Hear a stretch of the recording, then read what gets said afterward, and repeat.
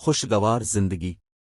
جھیل کے کنارے ایک سرسبز وادی میں ننھی بطخ ڈیزی اپنی ماں اور بہن بھائیوں کے ساتھ خوشی سے رہتی تھی۔ پانی میں تیرنا، کیچڑ میں کھیلنا اور تتلیوں کے پیچھے دوڑنا اس کی روزمرہ کی زندگی کا حصہ تھا۔ وہ ایک چنچل اور معصوم بطخ تھی جس کی آنکھوں میں ہمیشہ ایک چمک رہتی تھی۔ ڈیزی کے دوست بھی بہت تھے، جن میں کچھ بطخیں، ایک ننھا کچھوا اور درختوں پر چہچہاتے رنگ برنگے پرندے شامل تھے۔ وہ سب مل کر روزانہ جھیل کے کنارے کھیلتے، کبھی پانی میں غوطے لگاتے اور کبھی دور بہتی ہوئی پتوں کی کشتیوں کو دیکھ کر خوش ہوتے۔ دوسرا حصہ، حادثہ۔ ایک دن جب ڈیزی اور اس کے بہن بھائی کھانے کی تلاش میں جھیل کے کنارے گھوم رہے تھے تو اچانک ایک خوفناک آواز آئی۔ قریبی جنگل سے ایک شکاری کی آواز گونجی اور پھر ایک گولی چلنے کی آواز آئی۔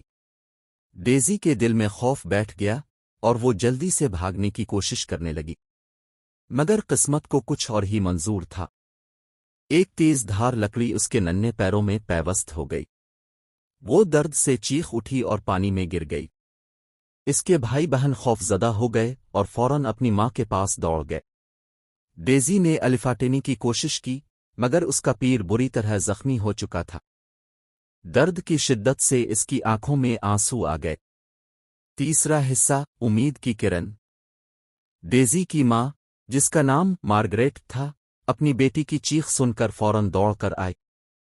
اس نے ڈیزی کو اپنے پروں میں سمیٹ لیا اور اس کے زخم کو دیکھ کر پریشان ہو گئی۔ مارگریٹ نے اپنی چونچ سے لکڑی نکالنے کی کوشش کی، مگر خون بہنا بند نہ ہوا۔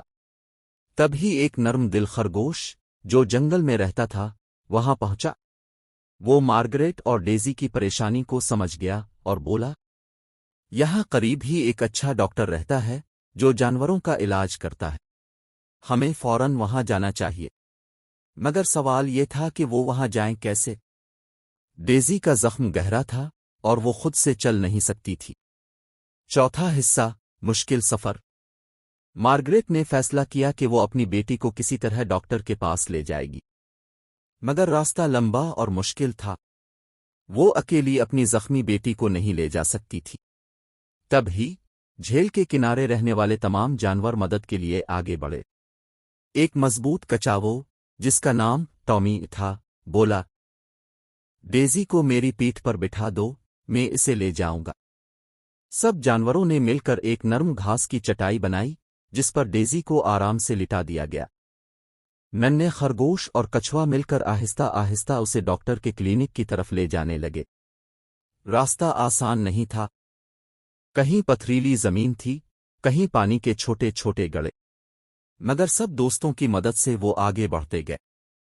پانچواں حصہ، ڈاکٹر کے پاس پہنچنا۔ چند گھنٹوں کے سفر کے بعد وہ ایک چھوٹے سے لکڑی کے گھر کے قریب پہنچے جہاں ڈاکٹر ریمانڈ رہتا تھا۔ وہ ایک نرم دل بوڑھا آدمی تھا جو جنگل کے تمام جانوروں کا علاج کرتا تھا۔ جیسے ہی اس نے دروازہ کھولا، وہ حیران رہ گیا کہ اتنے سارے جانور اس کے دروازے پر کھڑے ہیں اور درمیان میں ایک زخمی بطخ پڑی ہے۔ ڈاکٹر نے جلدی سے ڈیزی کو اندر لے جا کر اس کا معائنہ کیا۔ زخم گہرا تھا، مگر ڈاکٹر نے نرمی سے اسے صاف کیا، دوائی لگائی اور اس کے پیر پر پٹی باندھ دی۔ ڈیزی کو ابھی آرام کی ضرورت تھی اور ڈاکٹر نے مشورہ دیا کہ وہ کچھ دن اس کے پاس رہے تاکہ وہ مکمل ٹھیک ہو سکے۔ چھٹا حصہ، نئے دوست اور صحت یابی۔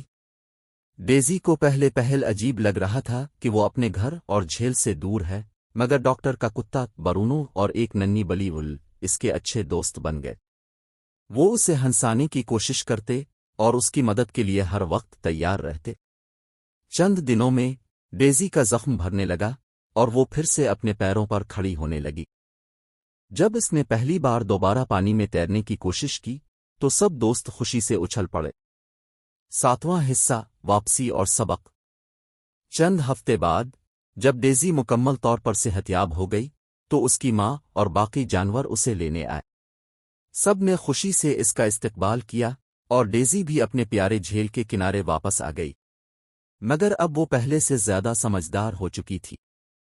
اس نے سیکھا کہ زندگی میں مشکل وقت آتے ہیں، مگر سچے دوستوں اور فیملی کے ساتھ مل کر ان کا سامنا کیا جا سکتا ہے۔